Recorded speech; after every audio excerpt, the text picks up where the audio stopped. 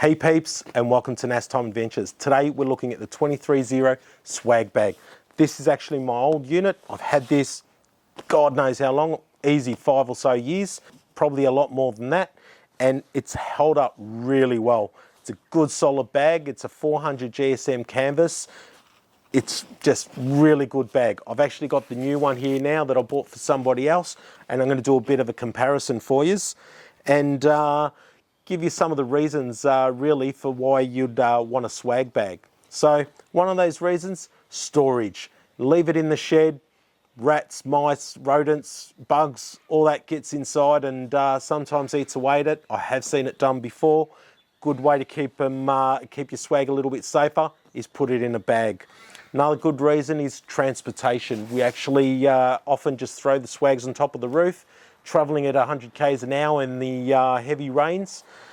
Often puts a bit of pressure on the swag and the water gets into the nooks and crannies there. And quite frankly, I'd prefer not to get to the other end and have a wet swag to set up. My main reason for having a swag bag really is organisation.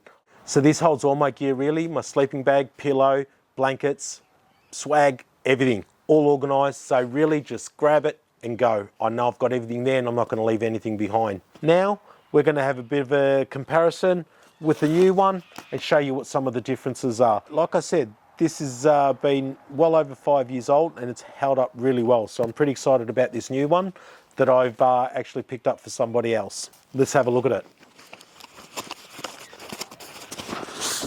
It's pretty much the same size, probably a little bit darker, and say the new ones, the old ones are faded up a little bit. We're seeing there, it's actually got quite a large opening. Makes it, I would expect it's going to make it a little bit easier to get things into.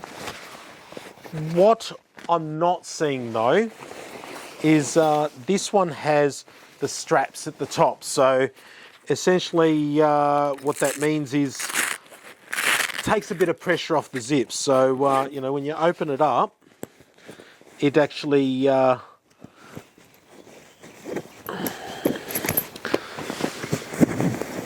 you know, because I do tend to pack a fair bit in this, and it makes it pretty tight. The straps at least pull it together and take the pressure off the zips. So let's swap everything over and see how it looks.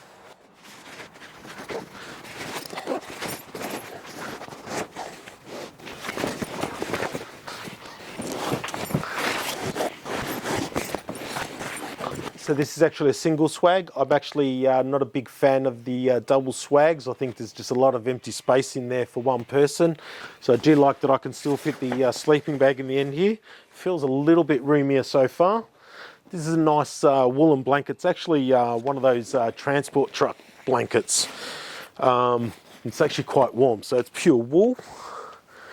And my pillow, of course. So it's the real test is how well this closes up.